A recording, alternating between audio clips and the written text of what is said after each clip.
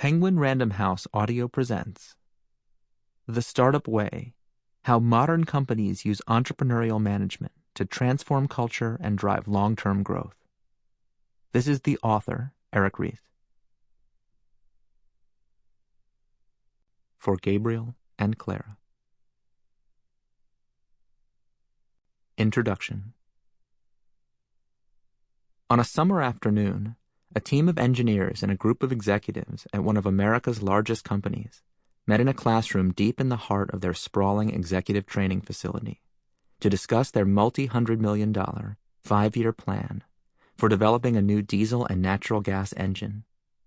Their goal was to enter a new market space. Excitement was running high. The engine, named Series X, had broad applications in many industries, from energy generation to locomotive power. All of this was very clear to those assembled in the room, except to one person who had joined the meeting with no prior knowledge of engines, energy, or industrial product production, and was therefore reduced to asking a series of questions that Dr. Seuss might have posed. What is this used for again? It's in a boat, on a plane, by sea and by land, on a train? The executives and engineers alike were no doubt wondering, who is this guy? That guy was me. The company was GE, one of America's oldest, most venerable organizations, with a market cap at the time of $220 billion and no fewer than 300,000 employees. So what was I doing there at GE in the summer of 2012? I'm not a corporate executive. My background is not in energy or healthcare or any of GE's myriad industrial businesses. I am an entrepreneur. GE Chairman and CEO Jeffrey Immelt and Vice Chair Beth Comstock had invited me to Crotonville, New York that day because they were intrigued by an idea proposed in my first book, The Lean Startup, that the principles of entrepreneurial management could be applied in any industry, size of company, or sector of the economy. And they believed their company needed to start working according to those principles. The goal was to set GE on a path for growth and adaptability, and for Immelt to leave a legacy that would allow the company to flourish long term.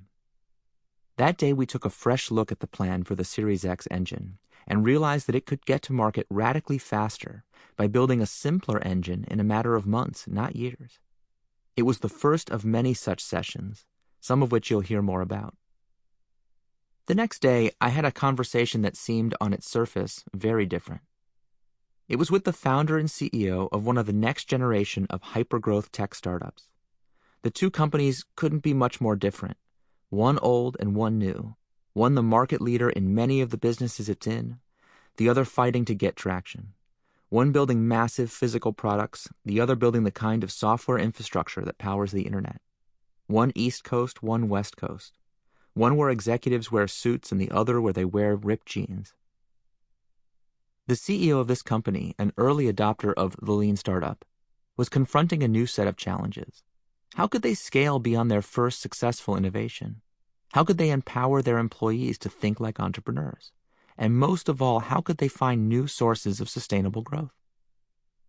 I was stunned by how, despite all the surface differences, these two conversations were surprisingly similar. GE, like many successful companies, was looking to reinvigorate its culture with entrepreneurial energy so it could continue to grow. The startup I'd met with that afternoon was trying to figure out how to maintain its entrepreneurial culture as it grew up. Over the past few years, I've had many such moments when I've been struck by the parallel challenges faced by organizations we typically think of as very different. Out of these conversations with leaders and founders, I have come to realize that today's organizations, both established and emerging, are missing capabilities that are needed for every organization to thrive in the century ahead.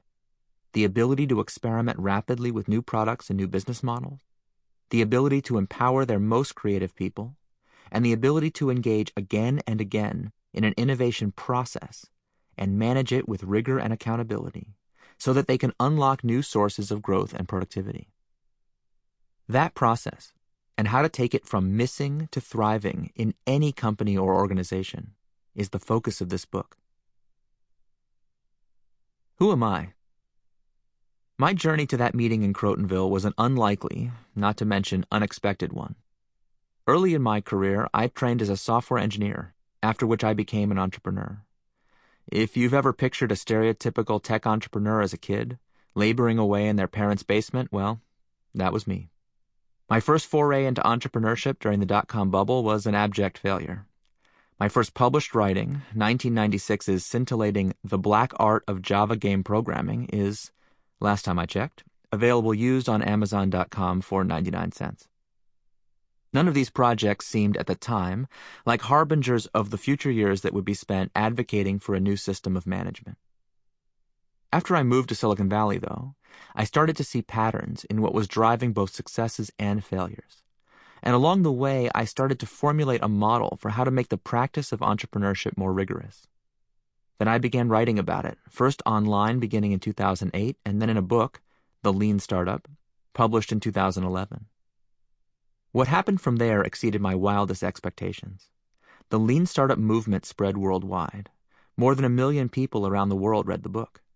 Odds are, no matter where on the globe you are right now, there's a local Lean Startup meetup group nearby. Thousands of founders, investors, and others in the startup ecosystem rallied to embrace the ideas and practices of Lean Startup. In the book, I made a claim that seemed radical at the time. I argued that a startup should be properly understood as a human institution designed to create a new product or service under conditions of extreme uncertainty. This definition was purposefully general. It didn't specify anything about the size of the organization, the form it took, company, nonprofit, or other, or the industry or sector of which it was a part. According to this broad definition, anyone, no matter their official job title, can be cast unexpectedly into the waters of entrepreneurship if the context of their work becomes highly uncertain. I argued that entrepreneurs are everywhere, in small business, mammoth corporations, healthcare systems, and schools, even inside government agencies.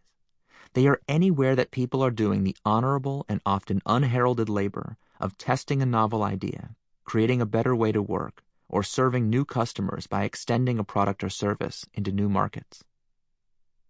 In the 6 years since the Lean Startup was published, the diverse organizations adopting its methods have proven this claim time and again.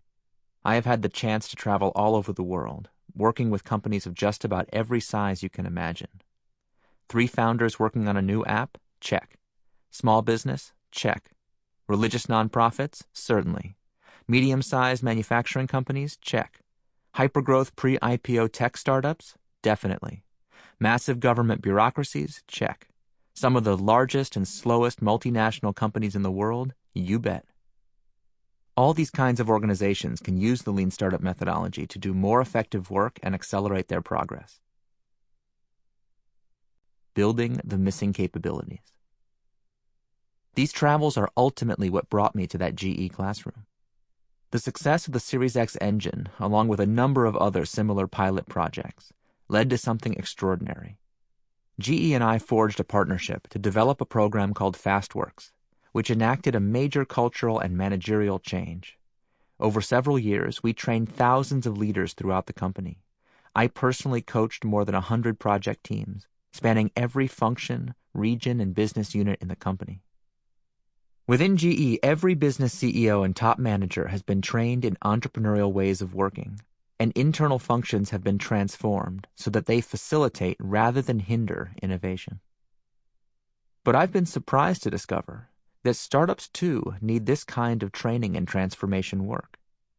Like many of my peers in Silicon Valley, I came up in my career with the belief that big company people were fundamentally different from creative, disruptive entrepreneurs like us. That once organizations reach a certain size, they start dying slowly from the inside. They cease to innovate. The most creative people choose to leave. Big companies inevitably become sclerotic, bureaucratic, political. This belief creates a strange paradox, a kind of cognitive dissonance that affects all of us who aspire to high-growth entrepreneurship. Having worked with literally hundreds of entrepreneurs, I've become used to asking them, if you hate big companies so much, why are you trying to create a new one? They are often stumped by the question, since in their mind's eye, the company they are busy building will be different. It won't be dragged down by inane meetings and nosy middle managers. It will remain dynamic, scrappy, a perpetual startup. But how Sample complete. Ready to continue?